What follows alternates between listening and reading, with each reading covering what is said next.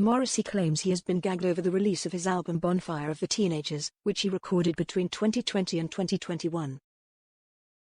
In a rare interview with The Telegraph, the musician said that idiot culture is preventing the LP from coming out. The unreleased album has been controversial because the title references the Manchester Arena bombing, which took place during Ariana Grande's concert in 2017.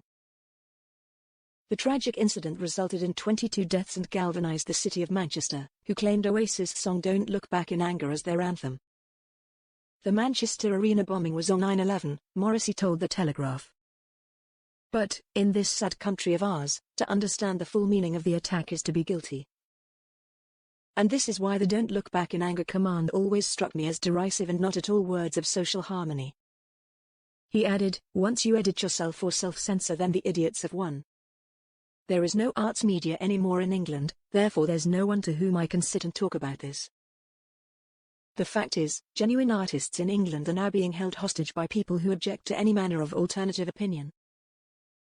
Morrissey also told the publication that he believes controversial means intelligent.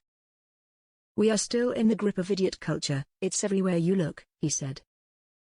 Naturally, I'm one of the first to be gagged since my entire life has relied on free speech. No, I wouldn't remove the title song because I wouldn't abandon the murdered kids of Manchester. Their spirits cry out every single day for remembrance and recognition. So far, no record label has agreed to release Bonfire of the Teenagers. Every major label in London has refused Bonfire of Teenagers whilst also admitting that it is a masterpiece, Morrissey said. And although there is nothing insulting or antagonistic in the title track, label bosses say they are worried that The Guardian would make their lives hell if they supported any such social awareness. This is not the first time Bonfire of the Teenagers has generated a reaction, despite not even being released. In late 2022, Miley Cyrus asked to be removed from the album song I Am Veronica, for which she recorded backing vocals.